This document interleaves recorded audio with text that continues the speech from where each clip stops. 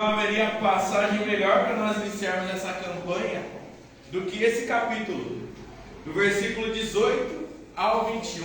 A palavra do Senhor nos diz assim: portanto, assim como por uma só ofensa veio o juízo sobre todos os seres humanos para condenação, assim também por um só ato de justiça veio a graça sobre todos para a justificação que dá a vida. Porque como pela desobediência de um só homem muitos se tornaram pecadores, assim também por meio da obediência de um só muitos se tornarão justos.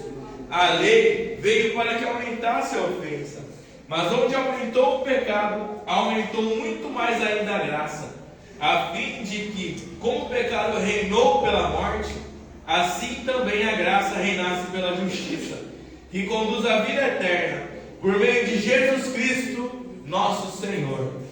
Pode se assentar, irmãos. Aleluia, Deus. Confesso que quando Marquinhos me falou o tema dessa nova campanha, foi muito desafiador para mim pensar nessa palavra, mas eu creio que o Espírito Santo foi me conduzindo. Porque, irmão, eu lembro que quando a gente iniciou a campanha do Renovo e Restauração, eu tive a oportunidade de estar pregando, e eu lembro que a gente estava próximo à Páscoa. Então eu lembro que naquela oportunidade eu estava falando sobre o ministério do nosso Senhor Jesus, vida, morte e ressurreição. E não tem como a gente falar de graça sem a gente falar de cruz, sem a gente falar de Jesus. Então o que eu estou para ministrar ao seu coração hoje, irmão, é uma continuação do que a gente falou lá no começo de abril. Irmão, nós já vimos os testemunhos no começo desse culto, como que a graça, ela se manifesta de diversas formas na nossa vida. Não é à toa que a palavra do Senhor vai falar da multiforme sabedoria de Deus. Ou seja, a graça, ela pode se manifestar de formas diferentes. Mas hoje eu quero falar de 3 formas de graça: a graça salvadora, a graça transformadora e a graça capacitadora. Porque essas 3 graças, irmão, são fundamentais para a nossa vida cristã. E é algo que nós precisamos lembrar disso, ter isso firme no nosso coração, para que nós não venhamos a cair da graça, mas que nós possamos permanecer firmes no Senhor. Primeiro, irmão, como já começou o culto falando disso, a gente tem que entender o que significa graça. Porque a gente fala tanto dessa palavra, a gente canta louvores sobre isso, a gente ouve pregações sobre isso, mas muitas vezes a gente está tão acostumado no automático que a gente não para pensar sobre o que de fato essa palavra significa. No original do grego, graça é charis, que significa basicamente favor imerecido.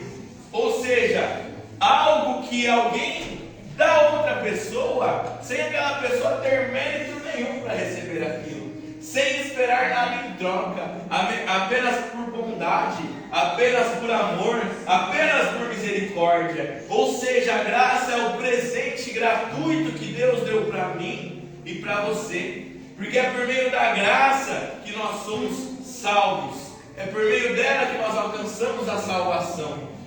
Mas, irmão, uma grande questão: salvação do quê?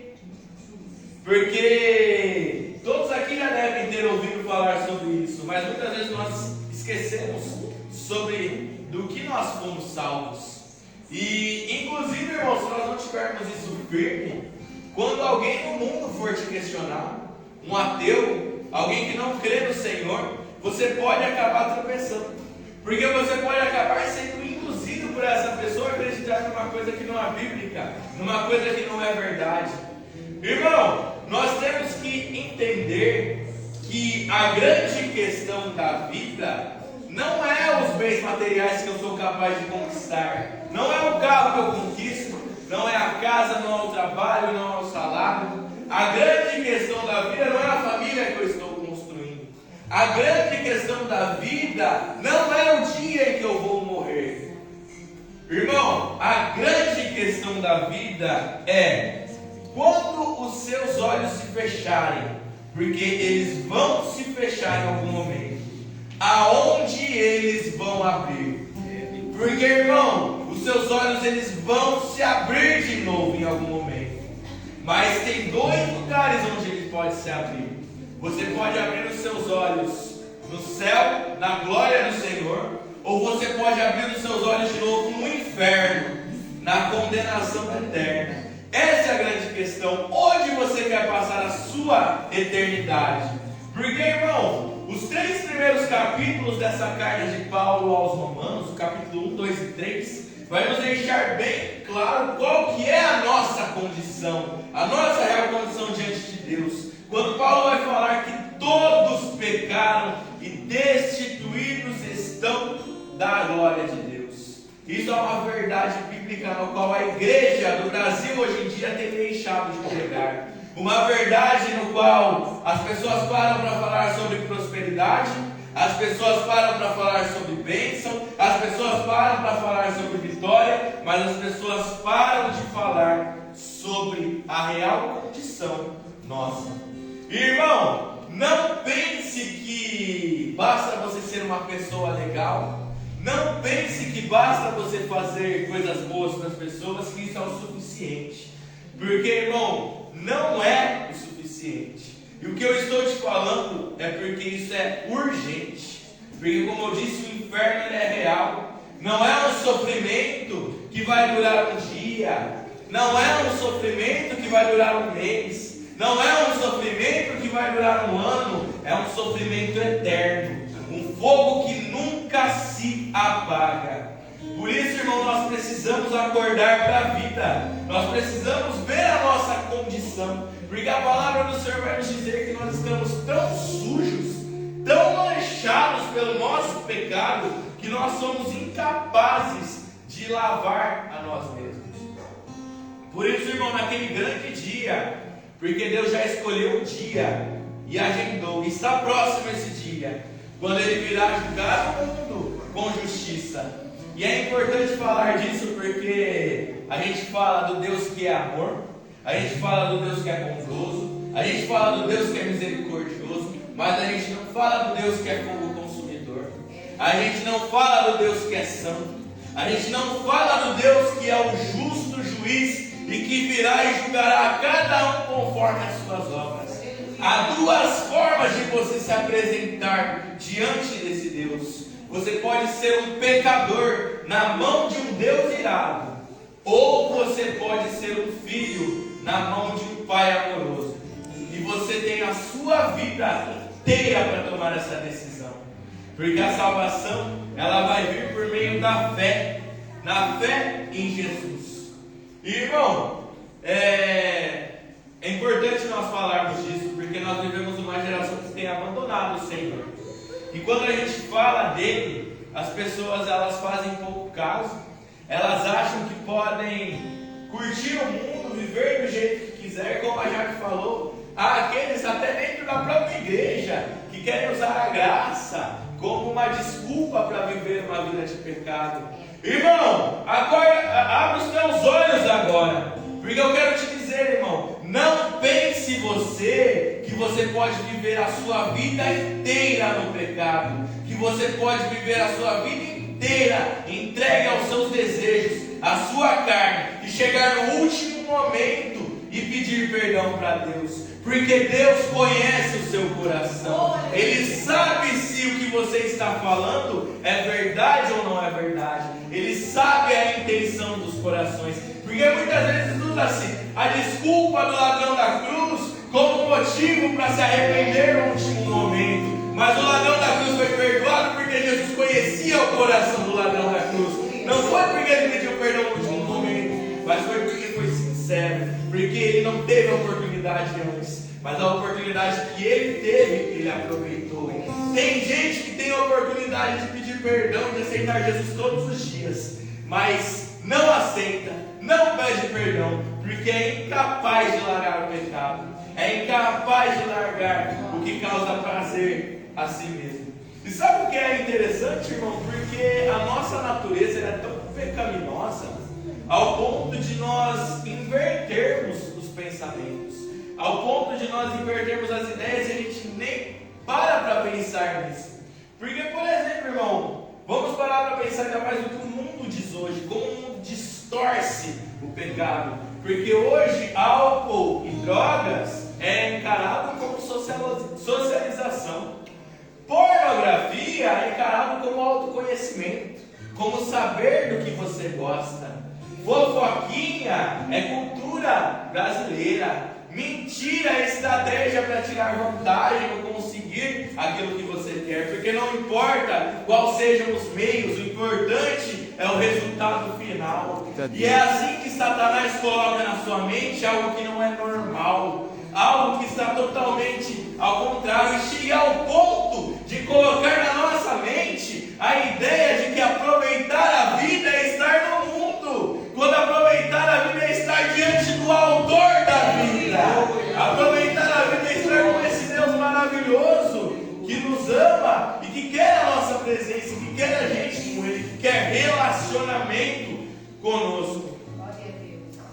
Então nós precisamos buscar esse Deus. Mas, irmão, como eu disse, nós não somos capazes de lavar a nossa vida. Porque lá em Levítico 17:11, Deus ele havia estabelecido um princípio na lei, que o sangue era quem deveria fazer a expiação pelo pecado.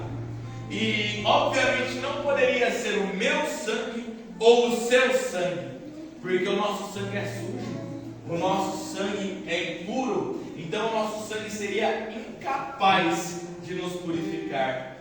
Mas Deus proporcionou a forma de purificação, porque Deus amou o mundo de tal maneira que deu o seu único Filho para que todo aquele que nele crê não morra, mas tenha vida eterna.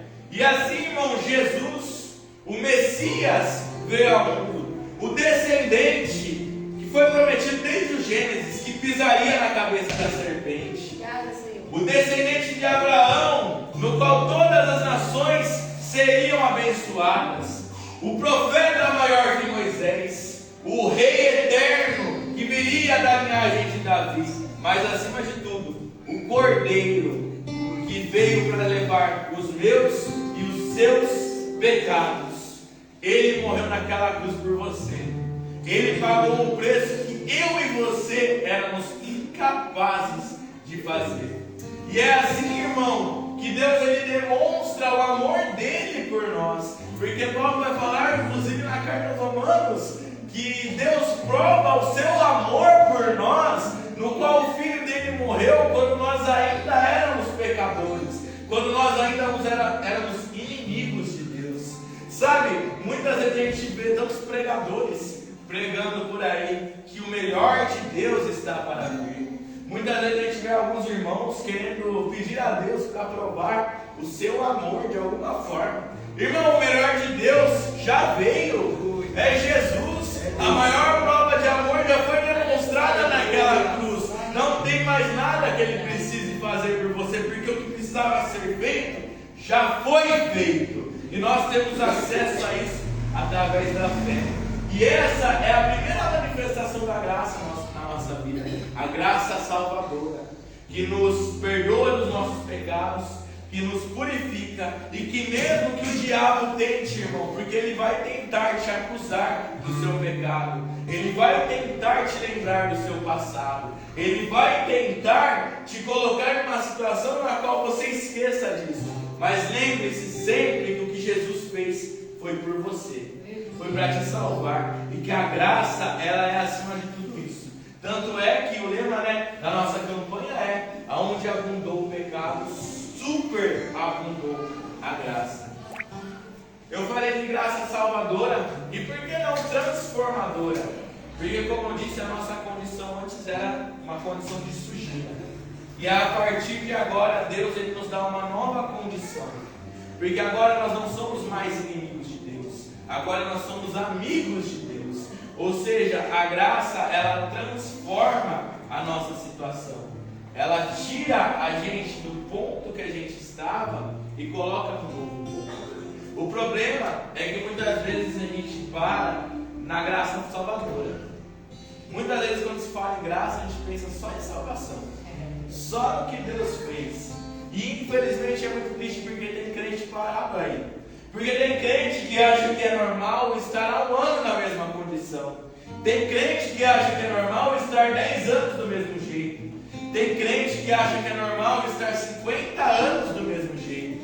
Irmão, a graça não te salvou só para você ser perdoado, mas salvou você para você ser transformado. Aleluia! Para você ser renovado. Ô glória! Para você se tornar de fato uma nova criação. Porque, irmão, a salvação vem pela fé, mas Jesus também disse que nós só podemos ver o reino se nós nascermos de novo. Quem não nascer de novo não verá o reino de Deus.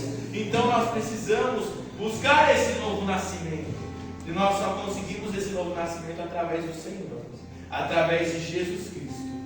Sabe, eu gosto muito da visão do pastor Luciano Subirá, no livro dele, que inclusive tem o mesmo nome da campanha, Graça Transformadora, no qual ele vai falar dessa terceira manifestação que eu estou para falar para vocês. Ele fala no livro dele que a graça também é uma força capacitadora. E essa é a manifestação que muitas vezes a gente deixa de falar. E é a manifestação que nós mais devemos usar no nosso dia. Porque a graça que nos salvou, que nos transformou, também nos capacitou. Nos capacitou a partir de agora viver uma vida de santidade. Nos capacitou a partir de agora dizer não para o pecado. Então, irmão, não importa agora se aquele prato que antes você não conseguia dizer não, aquele prazer, aquele vício, aquela pessoa, aquele ambiente que você era incapaz de antes do Senhor rejeitar, a partir de agora, por meio do Espírito Santo, você tem essa capacidade. O problema é que muitas vezes é mais fácil a gente abaixar a cabeça e ir pecar e depois pedir perdão do que a gente lutar para não pecar. E na verdade o que Deus espera de nós é que a gente lute para não pecar e não que a gente peque para depois pedir perdão. Porque é isso que Ele espera de nós. Não é à toa que a palavra do Senhor fala: sede santos como eu sou santo. Ser santo não é ser perfeito, irmão. Ser santo não é ser livre de falhas. A palavra santo, como eu já disse, em outro culto significa separado. Então, simplesmente o que Deus quer de mim e de você é que a gente viva uma vida separada, uma vida consagrada a Ele, que a gente consagre o nosso corpo, que a gente consagre a nossa mente, que a gente consagre as nossas ações, que a gente consagre a nossa casa, o nosso ambiente, a nossa família, porque a transformação que Deus quer trazer na sua vida é completa, é total, é em todas as áreas dela. Porque Deus não é Deus que faz a obra pela metade. Deus não é Deus que deixa tudo inacabado. Deus é Deus de obras completas. E se Ele começou a boa obra na sua vida, Ele é fiel e justo para completá-la. Mas a questão é: você quer que Ele complete? Meu Deus. Você quer que Ele termine a obra na sua vida? Porque muitas vezes o que impede Ele te completar é você mesmo. O pedreiro não vai reformar a sua casa se você não abrir a casa do pedreiro. Se você deixar o portão trancado, não vai ter reforma. A situação vai continuar sendo a mesma. E sabe qual que é o problema, irmão, da gente ficar parado na mesma situação? Que nós podemos começar a achar algumas situações normais e a gente pode começar a esfriar com isso. E se eu disse que a graça é salvadora, se você esfriar e perder a sua fé, você perde a sua salvação. Porque não venha pensar você que a salvação não pode ser perdida. Nós temos como ter certeza da nossa salvação em vida, mas nós também temos como perder a nossa salvação em vida. Porque muitos pregam aí que a salvação não pode ser perdida. Muitos pregam por aí, inclusive, que a graça ela é irresistível. Ela não é irresistível. Você pode resistir, você pode dizer não, porque Deus te deu a liberdade de escolha. Mas a questão é: qual escolha você quer fazer? Como eu disse essa grande questão no começo. Você tem a sua vida inteira para decidir aonde você quer abrir os seus olhos quando esse mundo passar. Porque essa vida dura 80, 100 anos, mas a eternidade ela não tem fim. Irmão, não largue o que é eterno pelo que é passageiro. Não largue a graça do Senhor. Não largue esse Deus que te ama por um prazer que vai passar. Porque, irmão, sabe qual é o mais interessante do pecado? Que você peca e você pode até sentir o prazer naquele momento. Você pode se sentir preenchido naquele momento. Mas quando passa o momento, tudo que sobra é um vazio. Tudo que sobra é dor. Tudo que sobra é tristeza. Porque nada disso preenche. O único que preenche é Jesus Cristo. E esse, irmão, é o Evangelho puro e simples. E nós temos uma missão. Porque o que eu preguei para você hoje não pode ficar só na gente. Porque Jesus, Ele veio ao mundo, Ele nos salvou, Ele nos resgatou, Ele nos transformou, Ele nos capacitou, mas Ele também deu uma missão para mim e para você. Ide e pregai o Evangelho a toda criatura.